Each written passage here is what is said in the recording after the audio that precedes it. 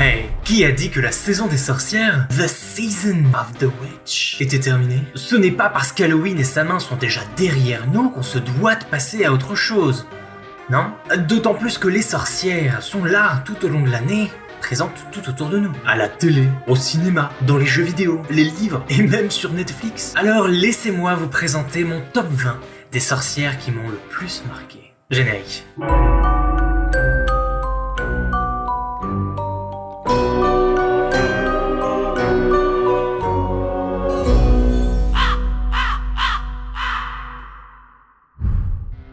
Jeunes sorcières et apprentis sorciers, bonjour et bienvenue dans Laura. Alors non, n'y voyez pas là le moindre plagiat du célèbre système de vidéo de Lama Fâché ou encore de Topito. J'avais juste envie de vous faire une petite vidéo, voire même une petite série de vidéos top 5 dans une sphère ésotérico, spirituello, magique. Et puis quand j'ai pensé au thème de la sorcière, plutôt controversé en ce moment, j'ai eu l'idée de vous faire une petite vidéo légère, histoire de détendre l'atmosphère. Par contre, impossible de vous faire un top 5. Ah bah non, ce serait bien trop compliqué. Il y a tellement de possibilités. Alors je me suis dit pourquoi pas un top 20. Allez, c'est donc avec grand plaisir que je vais vous présenter le top 20 de mes sorcières préférées, celles qui ont marqué mon enfance, mon adolescence et ma pratique. Bien sûr dans un ordre décroissant, histoire de faire durer le suspense, n'est-ce pas? Je tiens, avant de commencer, à préciser qu'il n'y aura là que des archétypes féminins. N'y voyez aucune forme de sexisme, je sais parfaitement que le mot n'est pas genré, mais j'avais envie aujourd'hui de me concentrer sur l'image populaire de la sorcière, cette femme forte, intelligente, indépendante et ô combien inspirante à mes yeux. Ceci étant dit, c'est parti.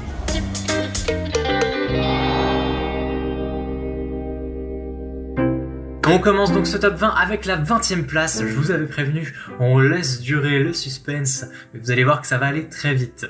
Donc la 20e place est occupée par une sorcière qui est l'antagoniste d'un film qui est peut-être peu connu par la plupart d'entre vous, mais qui est disponible aujourd'hui sur Netflix, mais qui date de bien plus longtemps que ça, qui s'appelle Stardust. Et je mets en scène ici le personnage de Lamia, qui est donc la grande sorcière antagoniste au héros du film, qui est interprétée ici par Michelle Pfeiffer, une actrice que j'adore et qu'on retrouve dans Maléfique 2, qui est sorti il y a quelques temps au cinéma, mais qui ne joue pas une sorcière ce coup-ci, qui joue une reine diabolique. On passe à la 19e place avec une autre sorcière du cinéma, un film encore une fois disponible sur Netflix, mais pas originaire de Netflix, je tiens à le préciser, qui est l'un de mes films préférés, rien que ça. J'ai nommé The Witch, avec 2 V, c'est important. Et là, je mets en scène le personnage principal, qui est Thomasine, du coup l'héroïne. Alors on ne sait pas pendant tout le long du film si c'est une sorcière ou non. En tout cas, elle va vivre reclus avec sa famille. Il va leur arriver pas mal de problèmes. C'est en pleine époque des pionniers, donc pas d'électricité, pas tout ça. Et elle va faire la rencontre de Philippe le Noir, le Bouc. On enchaîne donc avec la 18e place qui est cette fois-ci occupée par un personnage de jeu vidéo qui n'est pas véritablement une sorcière mais plus considérée comme une magicienne. Bon, moi je fais pas vraiment la différence dans ce genre de cas, il s'agit de Jaina Port-Vaillant, l'un des personnages principaux de l'univers de Warcraft puis de World of Warcraft, qui est une puissante magicienne de l'ordre du Kirin Tor et qu'on ne peut pas contrôler dans ces jeux-là, sauf dans Heroes of the Storm, qui est un autre jeu de Blizzard. La 17e place est occupée par un personnage de série, donc le premier de notre top pour l'instant, en la personne de Bonnie, de la série Vampire Diaries. Si cette sorcière de série pour adolescents figure dans mon top, ce n'est pas pour rien, c'est qu'elle m'a marqué notamment dans les dernières saisons où elle a une place très importante. J'ai pas envie de vous spoiler, mais c'est un rapport avec le monde des morts et c'est vraiment quelque chose qui moi me touche beaucoup et m'inspire énormément. On enchaîne avec la 16e place avec une très grande sorcière hyper culte d'un film hyper culte, à savoir Le Seigneur des Anneaux. J'ai nommé Dame Galadriel. Alors certes, c'est une elfe, mais c'est avant tout une vraie sorcière, une télépathe hors pair, qui communique très souvent avec le personnage de Gandalf, et qui est extrêmement âgée, et donc du coup très puissante. On le sait tous. La 15e place est occupée par une sorcière de série, à savoir American Horror Story. Ici, Cordelia Good, donc la suprême à la fin de la saison 3 et qui revient dans l'avant-dernière saison d'American Horror Story, en tout cas la dernière saison en date sur Netflix. Et j'aurais bien voulu nommer toutes les sorcières, mais c'est vraiment le personnage de Cordelia que je préfère. On passe à la 14e place et on retourne dans les jeux vidéo avec le personnage de Morrigan de la série Dragon Age, qui apparaît du coup dans le tout premier Dragon Age Origins, qui refait surface ensuite dans Dragon Age Inquisition. Son nom est dérivé de la déesse celtique gaélique Morrigan, ou la Morrigan, qui est une de mes déesses préférées étant donné qu'elle a la capacité de se transformer en corbeau. La 13e place est occupée par un trio de renommée mondiale, un trio que vous adorez tous très certainement, qui sont les sœurs Halliwell de la série Charmed, bien entendu, donc Piper, Phoebe, Prue dans un premier temps, puis Paige, bien sûr. Donc voilà, donc 3 sorcières iconiques qui ont marqué véritablement mon enfance et mon adolescence. Même si en regardant aujourd'hui la série, je me rends compte que c'est très répétitif et que le mot démon est répété au moins une centaine de fois par épisode. Mais bon, ça reste culte. On enchaîne avec la 12e place, avec le personnage central de sa propre série, à savoir Salem. J'ai nommé Mary Sibley, une femme pure qui va se tourner vers la magie noire suite à une immense peine de cœur, une immense perte. Bon, encore une fois, je n'ai pas envie de vous spoiler, je vous laisse regarder. Elle est normalement disponible sur Netflix, je sais qu'ils avaient supprimé la saison 1 à un moment donné.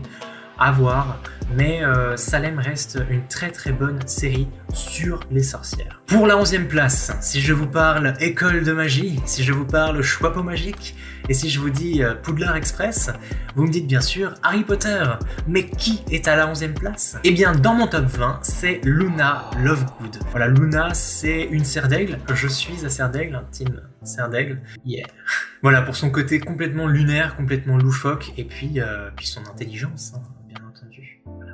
Donc mes chers amis, nous arrivons maintenant au top 10 de mes sorcières préférées, et la 10e place est occupée par un deuxième trio de sorcières hyper méga connues, à savoir les sœurs Sanderson du film Hocus Pocus, au nom de Sarah, Mary et Winifred Sanderson. La 9e place est occupée par une sorcière très controversée, tantôt gentille, tantôt méchante. Il s'agit bien sûr de Regina Mills, ou la méchante reine de la série Once Upon a Time, que j'adore. Donc bien sûr c'est une sorcière traditionnelle, boule de feu, évaporation dans un nuage de fumée, la base quoi. On passe maintenant à la 8e place et on retourne dans l'univers de Dragon Age. On passe à l'étape supérieure, donc on monte au-dessus de Morrigan avec sa mère, Flemette. La fameuse sorcière dragon des terres sauvages, et que j'adore, que je trouve très mystérieuse, et c'est justement du fait qu'on en apprenne très peu sur elle qui donne tout son intérêt au personnage. Alors maintenant on arrive à la 7e place, et je pense que cette place du podium ne fera pas l'unanimité, en tout cas la sorcière qui s'y trouve, qui pour beaucoup n'est pas considérée comme une sorcière. Il s'agit du personnage de Elsa, de la Reine des Neiges. Alors oui, elle fait de la magie, oui, elle a des pouvoirs dont Sezu, qu'on apprendra très certainement dans le 2, qui sort très bientôt. La 6e place, en revanche, risque fortement de vous faire plaisir parce que c'est une sorcière qui a vraiment la cote en ce moment. Il s'agit de Sabrina. Alors, pas cette Sabrina-là, même si celle-là je l'adorais.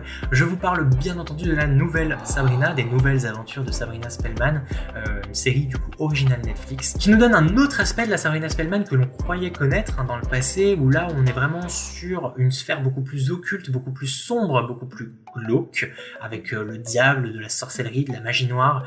Donc c'est une série qui est quand même un peu plus mature et qui du coup a énormément de profondeur. Et c'est pour ça qu'elle est dans mon top presque 5.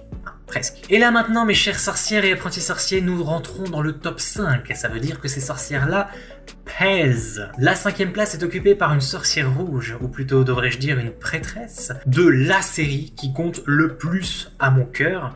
Vous l'aurez compris, je crois, il s'agit de Mélisandre de Game of Thrones, ou le Trône de Fer, bien entendu.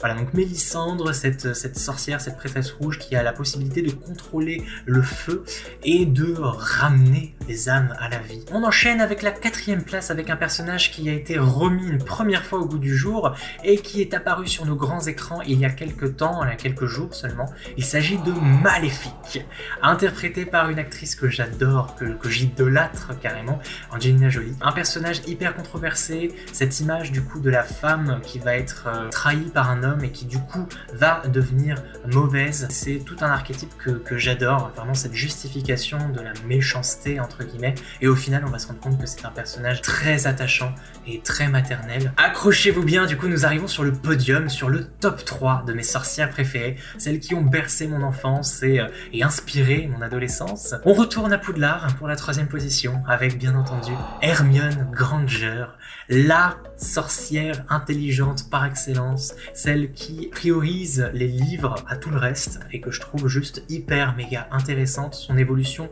est vraiment bien fichue, je trouve, à travers les livres, mais aussi à travers les films. Donc on est vraiment sur un personnage qui est à la fois romanesque et cinématographique.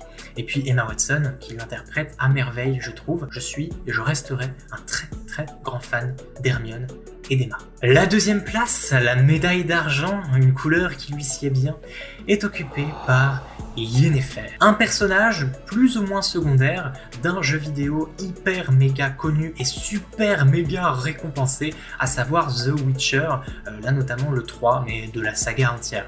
Mais elle a vraiment plus d'importance et une image qui est beaucoup plus mise en avant dans le 3e opus. Donc c'est une sorcière avec un passé assez compliqué, et on va en apprendre beaucoup plus sur elle grâce à la série Netflix qui sort fin décembre, et j'ai super méga hâte. Nous y sommes mes chers amis, la première place de mon top 20 est occupée par une sorcière au cœur sombre, mais une actrice avec tellement, mais tellement de talent. Ne laissons pas durer le suspense une minute de plus, il s'agit bien sûr de Vanessa Ives de la série Penny Dreadful. Donc une série originale Netflix qui est sortie il y a un petit moment déjà, autour de 2013-2014, et elle est interprétée par Eva Green, donc une actrice française mais entièrement bilingue anglais, d'ailleurs avec un accent juste molto bene, et que j'adore et qui joue extrêmement bien. Donc c'est un personnage complètement déchiré qui se bat contre ses démons internes, et elle va apprendre par la suite qu'elle n'est pas juste une simple cartomancienne, mais bien plus que ça, même plus qu'une simple sorcière. Et c'est elle qui m'a véritablement donné mon attrait et ma passion pour le tarot. C'est grâce à Vanessa Ives que je me suis plongé dans l'ésotérisme, que je me suis intéressé à tout ça, et que j'ai enfin acheté mon tout premier tarot, rien qu'à moi. Donc oui, elle est très importante à mes yeux. Alors bien sûr, ceci n'est que mon point de vue, il ne s'agit là que d'une liste non exhaustive des sorcières qui ont marqué à jamais mon expérience, mais je vous fais quand même un petit listing des sorcières qui ont marqué mon imaginaire. Ces outsiders que je ne pouvais pas inclure dans mon top 20 car, comme son nom l'indique, se limite à 20. Bref, mention spéciale pour Mère Malkin, Hilda et Zelda, Madame Wardwell, le professeur Trelawney, le professeur McGonagall, Bellatrix et Leta Lestrange, Triss, Evelyn et Hecate Poole, John Clayton, la comtesse Marburg, Anne Hale, Tituba et Mercy, Miss Eva Ernst, mais aussi la méchante reine, ou la méchante sorcière, Ursula et Morgana, Madame Mime, L'émoire, Miss Tick, Mère Gothel, Yubaba, Zaniba, Caraba, Bayonetta, Scarlet Witch, Circe de DC, la sorcière dans Rebelle, Diablo, Black Desert Online, Dragon's Crown, bref, autant de figures féminines fortes et inspirantes, mais je pourrais y passer la nuit, donc on va s'arrêter là. Le mot sorcière est, comme tous les mots, très puissant. Il s'en dégage beaucoup de symbolisme, d'histoire,